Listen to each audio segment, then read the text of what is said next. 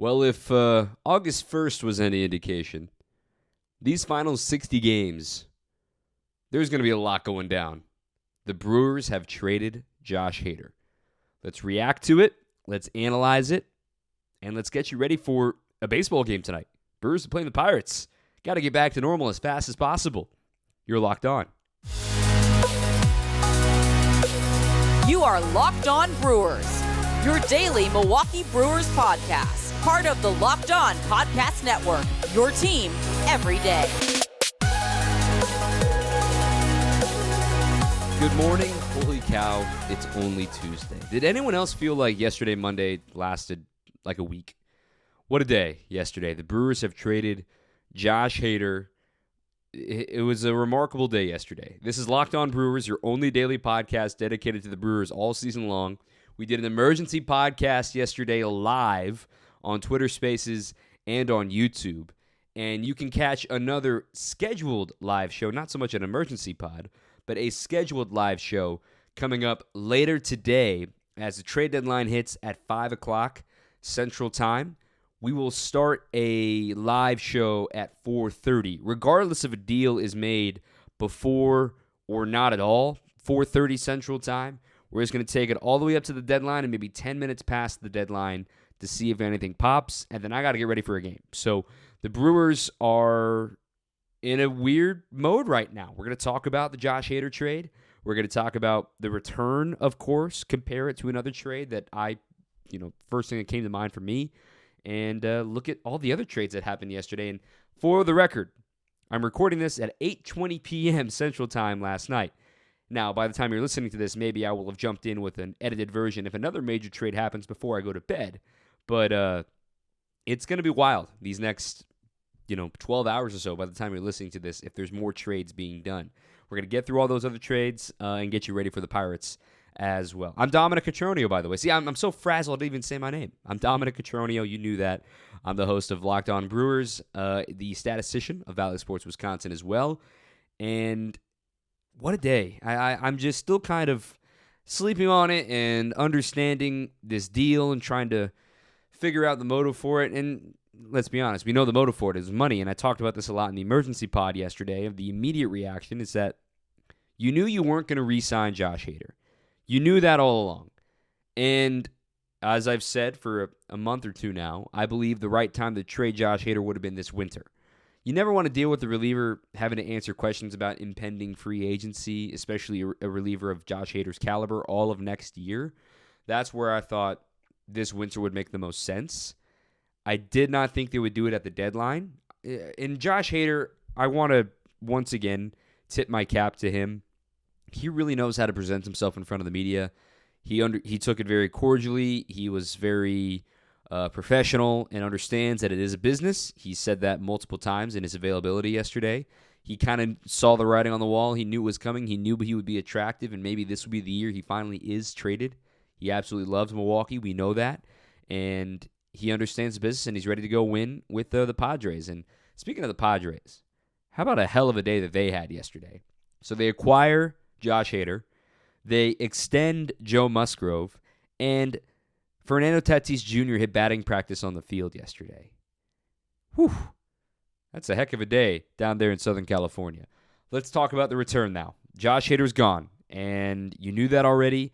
Does it sting? Absolutely, because it's in the middle of the season, and it stings especially more because you're in first place and because you're only 3 games up on the Cardinals. This division is far from over.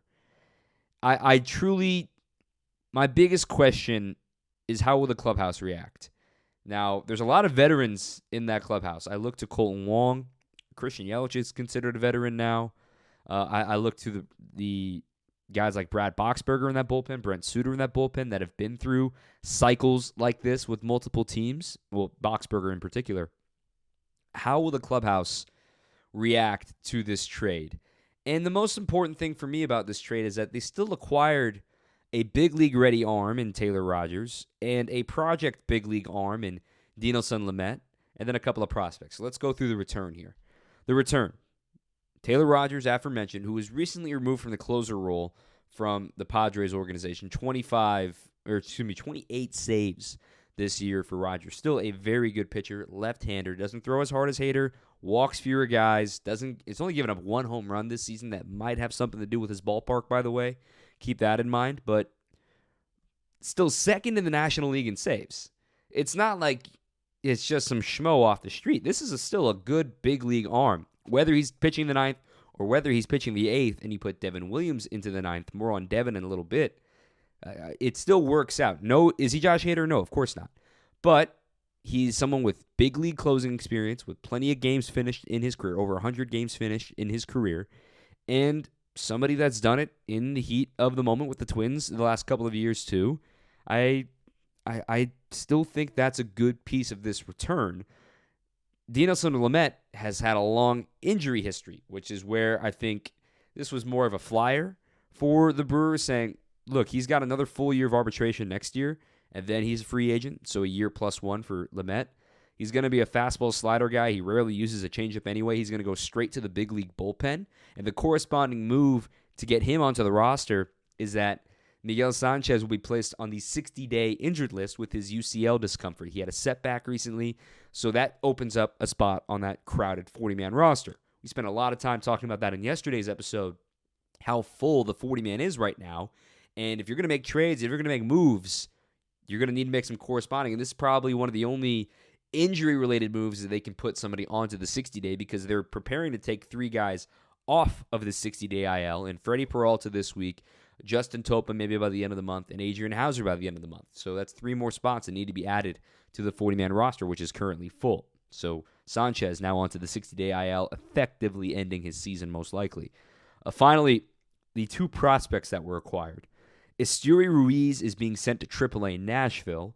His slash line between AA and AAA this year, he has played in 14 games in the show this year, but in the minors this year, a .333 batting average, a .467 on base, a .567 slugging, and a .1028 OPS. To be fair, the Texas League and the Pacific Coast League are very hitter-friendly environments. Take it with a grain of salt. However, it's great to see bat to ball, which is what jumps out to me for Esteury Ruiz. His strikeout rate has dropped dramatically this season in the minor leagues. He went from so this year he's only got 65 strikeouts in his 374 plate appearances, whereas in 2021, he still had 73 strikeouts and 353 plate appearances. So it was still trending down because he had 101 strikeouts in 98 games in 2019 and 141 strikeouts in 2018. And that has slowly decreased as he's gotten through the upper levels of the minors, which is encouraging to me. He's also drawing a few more walks, 52 walks this season, a career high for him in a full season of minor league baseball, in just 77 games in the minor leagues. So very encouraging bat-to-ball skills. Outfielder, speedster, and when you see 60 stolen bases, yes, that absolutely jumps off the page.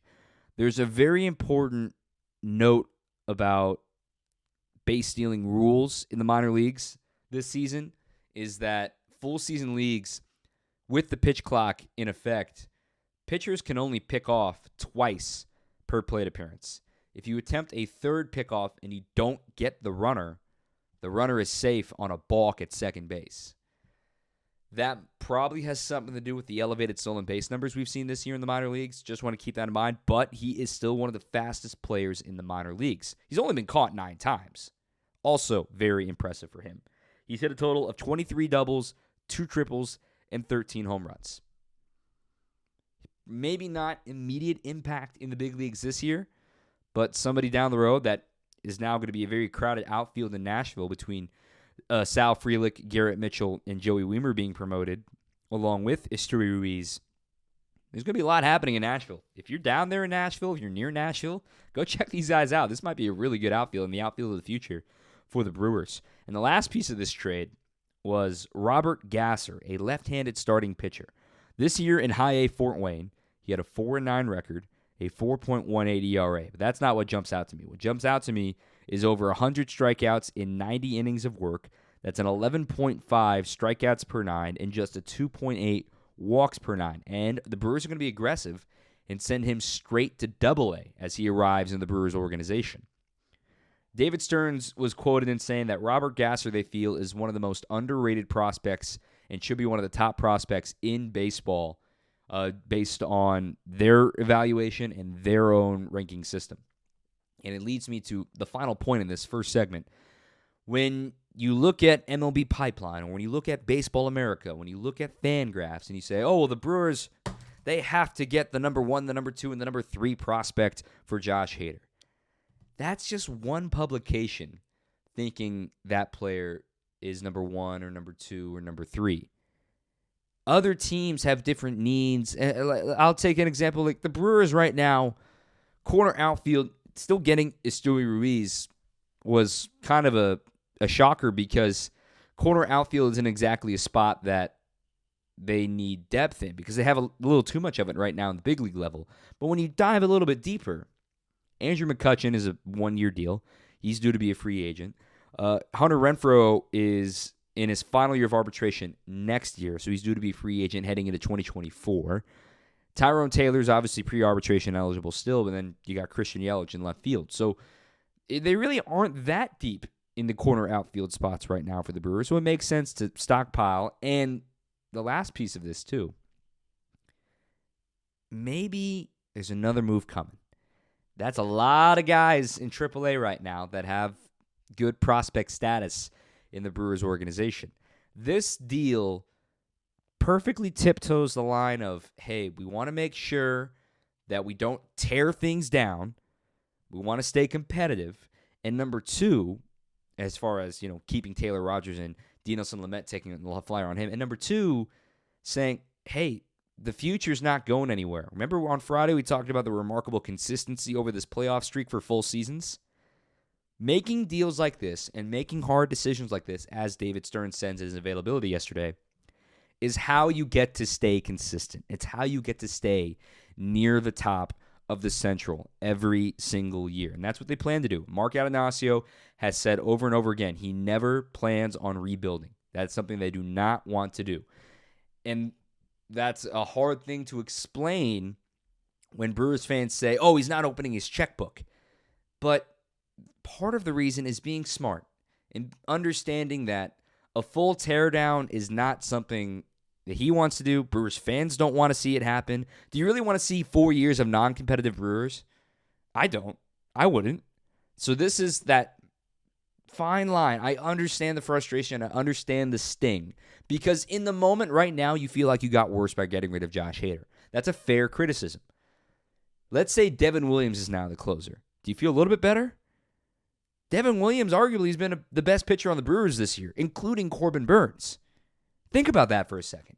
And he's now maybe going to be your closer. Whether it's Williams or Rogers, doesn't matter. Rogers is still going to be used in high leverage. He's going to be used in the 7th or 8th inning a la Brad Boxberger. So now you're going to have Brad Boxberger, ex-All-Star closer, Taylor Rogers, ex-All-Star closer, perhaps ahead of All-Star now closer, Devin Williams. That's a new era, and it's a fun new era to think about in the 2022 season. I don't hate the trade. I would grade it from the Brewers' perspective. I mean, the Brewers brass would tell you it's an A+. From my perspective, if C is average, I'm giving this C+, B-, because of that thought of, well, they're straddling the line of stay competitive now, but also not tear things down for the future. From the Padres' perspective, I think it's an A-, B+. This is a heck of a deal for them. And as we said with the Trent Grisham and Zach Davies deal years ago, like, oh, Padres won that trade, no doubt. Got to let it play out. I want to talk about another trade coming up here on the next segment that it kind of reminds me of, that we don't really know how it's going to react yet. Before we do that, if you haven't tried Built Bar Puffs yet, you're really depriving yourself of one of life's greatest joys. And guess what? There's a new flavor. This is what Built does every single month. You ready? Delicious, indulgent cookie dough. If you're like me, I am a sucker for cookie dough. It is covered in chocolate, and Built has done it again. Your new favorite is the cookie dough chunk puffs. They're light and chewy. They have real cookie dough chunks in them, and of course, still covered in 100% real chocolate. And it's healthy for you. Only 160 calories on these cookie dough puffs, and they have a whopping 15 grams of protein in them. You can find them on BuiltBuilt.com, and maybe cookie dough isn't your flavor. They've got it all on there. They have plenty of flavors to choose from that are delicious and nutritious. You don't have to choose of having a healthy snack and something sweet. That's the beauty of Built Bar. Ditch your candy bars and get yourself a Built Bar. No more calories, fat, and sugar. Built Bar is the way to go. BUILT, Built.com. We got a promo code for you, LOCKED15. That's LOCKED15. And you're going to get 15% off your order at Built.com using the promo code LOCKED15. The trade that this reminds me of, and there's some context to be had here, but I just feel so similar to the Carlos Gomez-Mike Fiers trade from 2015. The context, of course, that team was not in first place in 2015. Understood. The three prospects you got all were massive pieces for the Brewers, obviously. Josh Hader was in that trade, as was Adrian Hauser, and as was Brett Phillips. In fact, Brett Phillips was the top-rated prospect in that deal. And he just got DFA'd by the Rays yesterday as they acquired Jose Siri.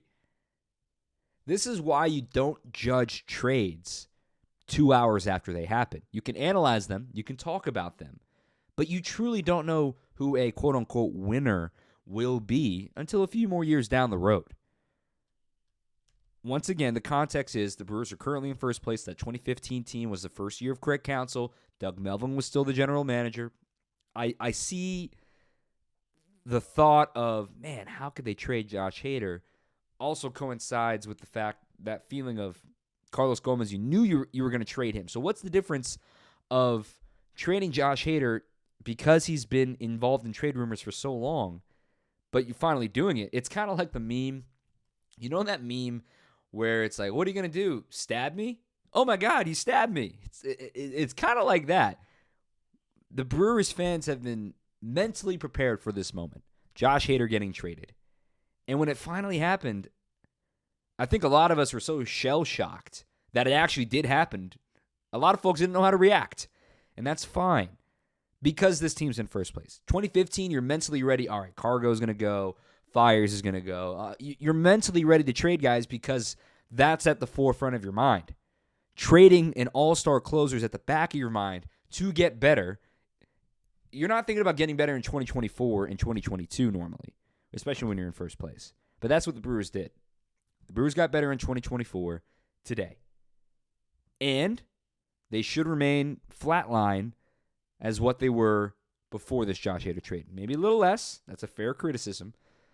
This should keep things together for these final 60 games to keep things interesting for the Brewers. Other moves that happened yesterday, the stove got really hot. And I'm just going over to Twitter real quick to make sure I'm not missing another big one right now. But the just double-checking Jeff Passan Twitter, double-checking John Heyman Twitter. Okay, here's the ones that I've written down right now.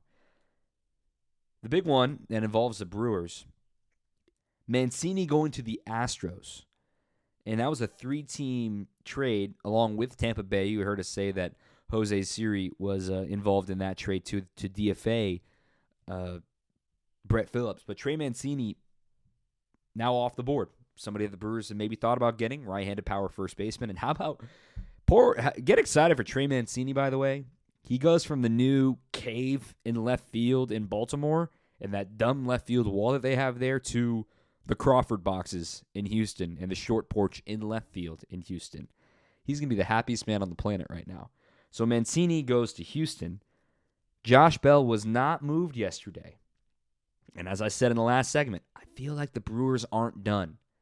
By making this Josh Hader trade the day before the deadline, makes me think they're stockpiling to get what they want. They know somebody else has got their eye on somebody and maybe thinking about making a run at a bat. Now they're going for a bat, I would imagine. Do you go for the rental and Josh Bell? Do you go for Ramon Laureano? Do you shock the world and go get Ian Happ? Do you trade Omar Narvaez, whose name was floated yesterday too? There's a lot of directions the Brewers can go today. And again, we're going to have a live show coming up at 4:30 Central Time later on this afternoon in the final 30 minutes before the trade deadline. Whether or not the Brewers have made a move at that time hopefully we get some news come across the wire in those 45 minutes that we will be, quote-unquote, on the air on the internet. So Mancini off the board. Bell still available. That's one.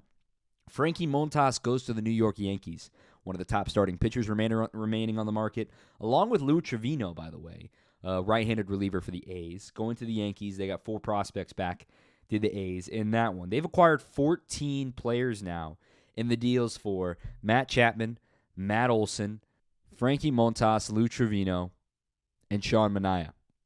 It's been quite the whirlwind out there in the East Bay for the Oakland A's. But Montas, he is done. He's a year plus one kind of guy, so he's got another year of control next year in the Yankees organization. Jake Diekman goes to the Chicago White Sox for a minor league catcher. Speaking of the Red Sox, Diekman leaving the Red Sox, they're trying to walk the tightrope right now that they traded Christian Vasquez to the Astros. And by the way, the Red Sox played the Astros last night, so it's like that scene from Moneyball where tell him to come on over and change his jersey. Literally, Vasquez had to do that yesterday for the Astros and Red Sox playing. But the Red Sox, they trade 2 guys, in Diekman and Vasquez, and acquire Tommy Pham from the Reds. Does that mean JD Martinez is going to be available? Maybe the Brewers make a call on that. Something to think about. Remember when JD Martinez went to the Diamondbacks and tore things up for that half season when they made the postseason? I wonder if that could happen for the Brewers. That'd be a lot of fun to think about. A legitimate power right-handed bat. I know he's been ice cold. Looked like he was breaking out on Sunday against the Brewers. And maybe a change of scenery, getting out of the Boston limelight will help him come into Milwaukee. JD Martinez, not off the table yet. Keep that in mind. Luke Weaver goes to Kansas City, a pitcher for the Diamondbacks. In return, Emmanuel Rivera, a third baseman, goes to the D-backs. Scott Efros goes to the Yankees as bullpen help.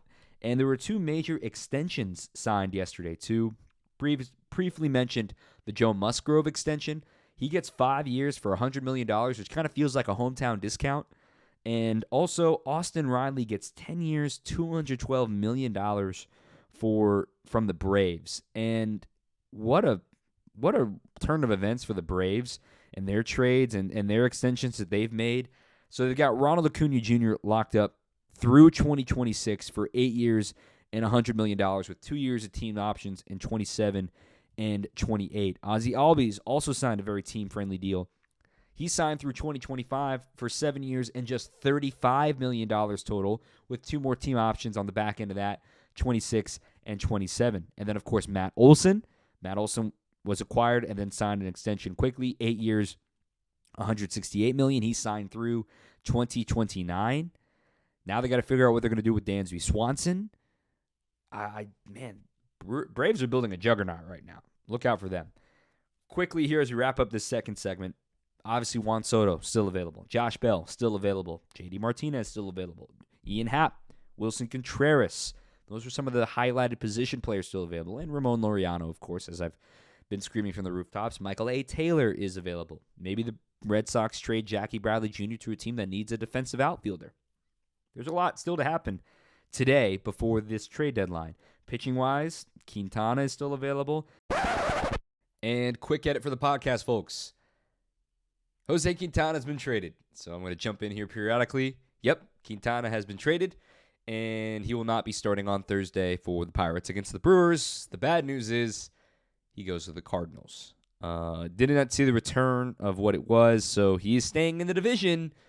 Just now he's on the Cardinals. The good news is the Brewers only have 7 more games head-to-head with the Cardinals. See how he lines up of facing them. But Jose Quintana traded from the Pirates to the Cardinals. Let's see what else today has in store. Andrew Chafin is still available. David Robertson. There's a lot of ways we can go because I don't think anybody was expecting Hader to go in the way that he did. That kind of opens the door. Maybe other teams are going to think about, well, maybe we can send our guy. Man, I'm still trying to find the positive spin. It's okay to be frustrated. Let's make that clear. Brewers trade Josh Hader. Let's get ready for some baseball, okay? Brewers and Pirates coming up midweek series Tuesday, Wednesday, Thursday. Let's preview that next. After all of that, we got to get ready for a series now. And there still could be more trades before first pitch at 6:05 tonight. So the Brewers are opening a series in Pittsburgh, and it seems like they're facing the same 3-man rotation that they faced the last time they were in Pittsburgh. This is their last trip to the Steel City. Bryce Wilson, Zach Thompson, Jose Quintana. Quintana as of the time of recording. And the editor's note again, Quintana has been traded. He's on the Cardinals now. He is not starting Thursday. Carry on, Dom. The Brewers have seen Quintana a ton over the last few years. I would not be surprised if the Pirates move Quintana, as they've made it clear they're not moving Brian Reynolds. That came across the wire yesterday. But tonight, Corbin Burnes will get the ball for the Brewers, and a good reminder of how good he is, the reigning Cy Young winner, going up against Bryce Wilson at 6:05 later tonight. Brewers are 7-2 in the second half, coming off of an off day now. They get ready for a very interesting stretch of baseball here in August. Again, 60 games to go, which is quite the sentence to say. It feels like we just started the season yesterday and we were freezing our butts off down at Wrigley. But this is the interesting part of the schedule for the Brewers. They get these 3 against the Pirates. They return home for 3 against the Reds, 2 at home against the Rays, and then things get real fast. So the Rays in the playoffs currently as things stand, and they're still trying to keep it together with their offense and all their injuries that they're dealing with. But it gets real starting with that Tampa Bay series next Tuesday, a week from today. 2 games at home against Tampa Bay. Then you got 3 games in St. Louis for the first time in a month. Then come home for 4 with the Dodgers. That's going to be difficult. 3 at Wrigley for a weekend. Then 3 in Los Angeles against the Dodgers. That will be tough too. And then you get a breather as you come back home for the Cubs, the Pirates. Then you go to the Diamondbacks and you go to the Rockies. And you'll be home for that quick doubleheader against the Giants a month from this Friday. And who knows what the Giants are going to do here at the deadline. Does Rodon get traded? They're going to keep Webb, obviously, but do they trade Jock? There's a lot of ways that the Giants can go. Brewers need to continue this good mojo offensively right now. They're one of the best teams in the second half in offense. They're hitting homers. They're getting hits with runners in scoring position. And for the Brewers, I would never expect a sweep. I've always said that. You never expect a sweep. But you would really love one right here just to send a message. The Brewers are 9-4 this season against the Pirates. And in case you're wondering on what the Cardinals are doing this week, Brewers are currently 3 games up. They were also idle in yesterday's action. This week, the Cardinals, they're at home. They get the Cubs. There's a little breather there for them. But then they get the Yankees. Then they got to go to Colorado. Then they come back home for the Brewers coming to town. Then they face Colorado again. So the Yankees are going to be their hardest opponent over the next 2.5 weeks along with the Brewers. So they're in a friendly part of their schedule while the Brewers are getting ready to enter a difficult part of their schedule. Do not panic here in August. If things get a little tight, if things get interesting, there's a lot of season to go. Even though it's only 60 games, it's real now. There's some urgency. But, man, I don't know how to explain how you're supposed to feel. Do you look to the future and say, you know what, this is a good move. They can continue to win 90 games under this current roster. Or do you say, dang it, how can they not keep Josh Hader for at least another half of a season? All fair criticisms. Let's let it play out. See what the Brewers can do. And the Brewers will be looking to add a bat today. I wouldn't be surprised if they don't do anything, but I still feel like the writing's on the wall that they want to make another move, which is why they traded Josh Hader yesterday. I'm rambling now. I've been on this microphone for a long time today. If you want to hear some fan reaction to the Josh Hader deal from yesterday, go ahead and click that long emergency pod from yesterday. It's also available on our YouTube page. Wow, what a day. The Brewers traded Josh Hader, and I think I've said that like 30 times today, but it's shocking. It really is. The Brewers are still 3 games up. The sun came up today, and it's a beautiful day for the Cardinals to lose and the Brewers to win. So the Brewers are in Pittsburgh, and we'll see you on Bally Sports Wisconsin later tonight. Coverage begins at 5:30, first pitch at 6:05. Jeff Levering and Bill Schroeder will be on the call. I'll be in the studio with Stephen Watson and Vinny Rottino. And don't forget, we've got our live show at 4:30 coming up later this afternoon. Thank you for listening. My name's Dominic Cotroneo. Until next time, after a very, very exciting trade deadline to come today, keep on swinging. You are Locked On Brewers, your daily Milwaukee Brewers podcast. Part of the Locked On Podcast Network, your team every day.